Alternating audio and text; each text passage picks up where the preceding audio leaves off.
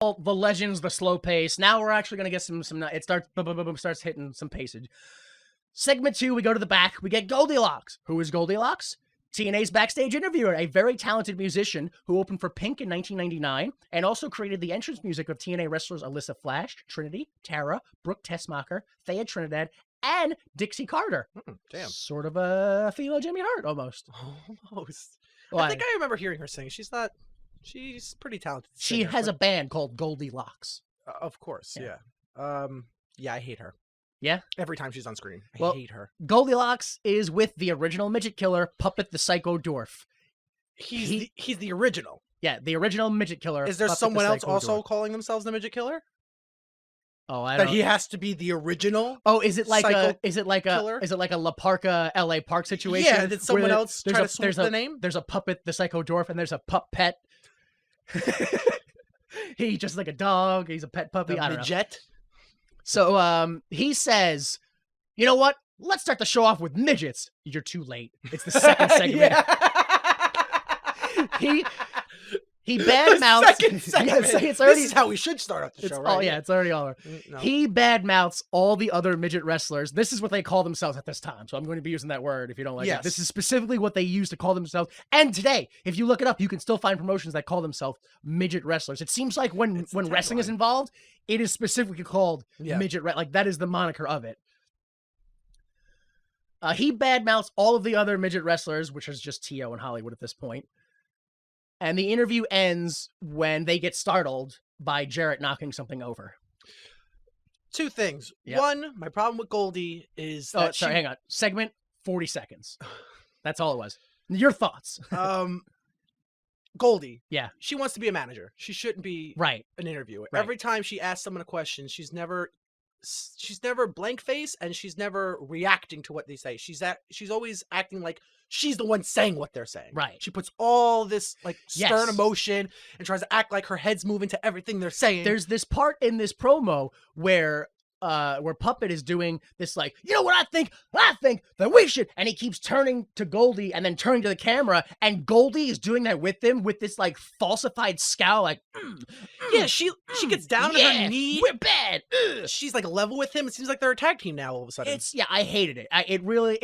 It took away from the seriousness of the wrestler and made it I know it's supposed to be a comedy gimmick, but it deflated the wrestler for me. Yeah. If the interviewer was if the interviewer was in a position where the wrestler could beat her physically and she didn't care. And that's the idea of wrestling, is that these men are monsters in physical space. She was like, I don't care if he hits me. It's fake. I don't look. He's a psycho midget killer. Yeah, it was awful. Yeah. Oh, and then I love TNA's always done this. They combine storylines and they combine promos. They make one promo end and another promo go into it. They make everything seem like it's all happening. Like the Muppet Show has always been my favorite comparison, where everyone's backstage, they're all working at the same place instead of WWE, where everyone seems like they're at opposite ends of the building at all times. Right. You never see anyone else working there. No. I don't understand that. So we go back to the ring. This next contest is one fall with a 20-minute time limit and is a 6-man tag. We have, and I'll tell you where they're from NWA Wildside at this time, AJ Styles. From Jersey All-Pro, Low Key. And from ECW, Jerry Lynn. What a fucking team. Are you kidding me? Mm-hmm. Are you kidding me? Yes. And keep in mind that at this time, independents are just the only option. So everyone's from everywhere. Yeah. But this is where they're mainly known from. I believe ROH just started slightly before this, but they just started. They're not even famous yet. They just started slightly before this. They just started. So yeah, Styles, Low Key, and Lynn versus the Flying Elvises. Indie wrestlers trained by Dusty Rhodes, which is Jorge Estrada and Sonny Siaki, as well as WCW's Young Dragons, Jimmy Yang.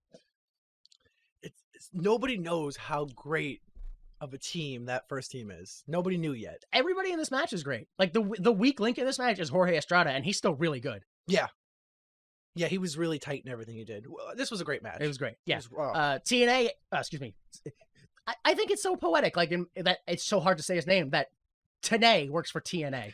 I screw it up all the time. TNA asks, are you ready to see exactly what we mean when we say total nonstop action?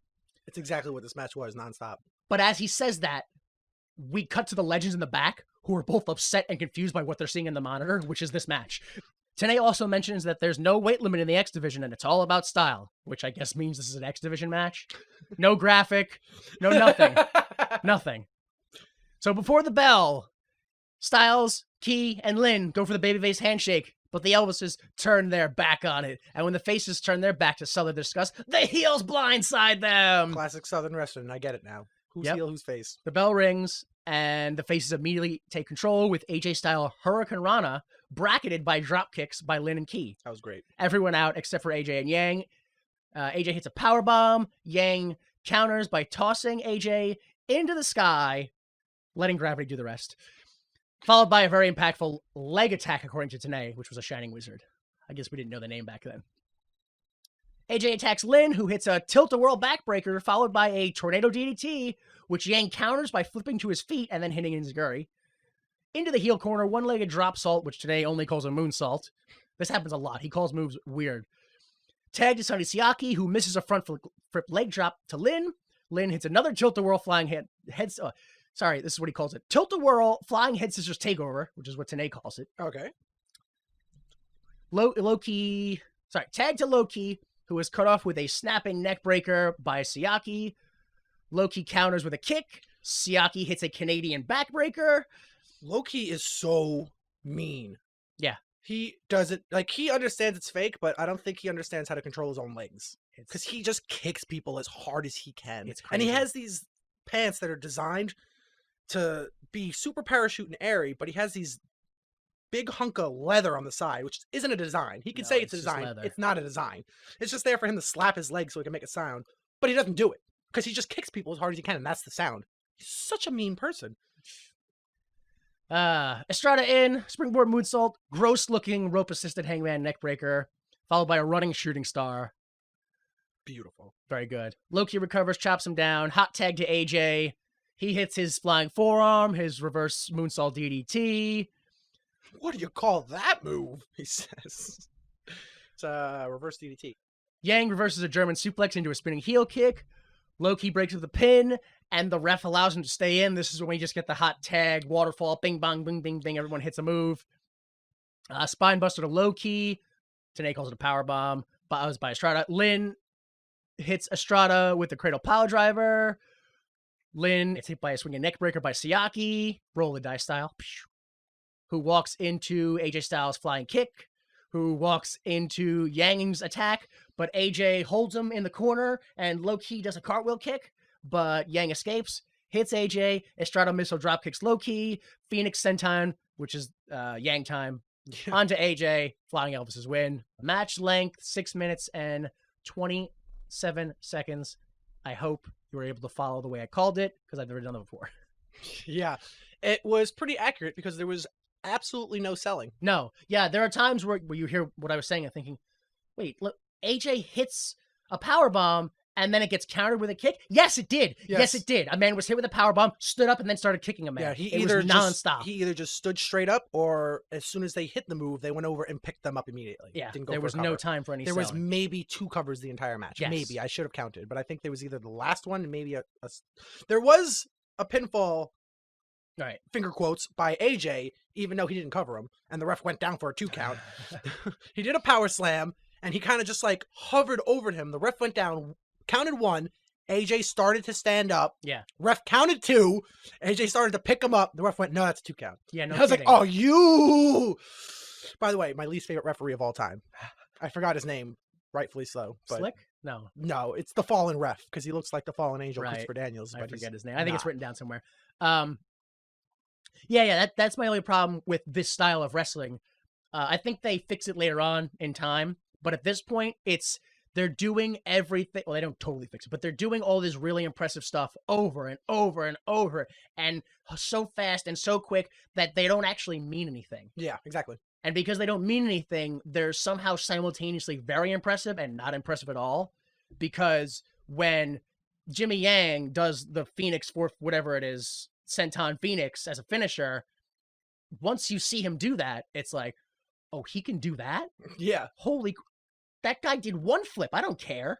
And it takes away it in a way when it's like, yeah, but I just saw him do 9 flips. The guy kick out at 2. It's, what do you Yeah, It takes away from it after a while. It was a live performance of their own video package, and they're just like, yeah, this is all the shit I do in 2 minutes, so here it all is. Yeah, like a highlight reel. Yeah. Like it was a live action highlight reel of everything they did, which doesn't work. No, yeah, because it's supposed to be a match. Yeah, it's supposed to be 2 seconds of or 5 seconds of like a bunch of matches, and you just did it all in one match. All right. After the match, we get more production mic issues. I'm sure you heard this during the puppet segment, where at the end you hear production mic talking over him. And this one too. This is the one where it's really easy to notice, where Tenay's recapping the match, and I guess there's a crossed wire or something like that, because I think Ferrara presses the mute button, and instead of it muting him, it mutes Tenay. On AJ Styles. Are we going to the ring now, me and Don? Incredible. No. Now let's go back to the ring and our ring announcer. Whoops. It's like, oh. Jeez, I missed that one. Yeah, the production was all over the place. When the Flying Elvises came out, they played 3 different songs. Right. Before they got it right. Like, for a while, each song played for like 3 to 5 seconds. Yeah. And they're like, oh no, this is wrong. Next one. Next one. And that song played for a while. Like, oh no, this isn't it either. Next one. Next one. No. All right, segment 4. The following contest is scheduled for one fall and is a midget match. Is how it was announced.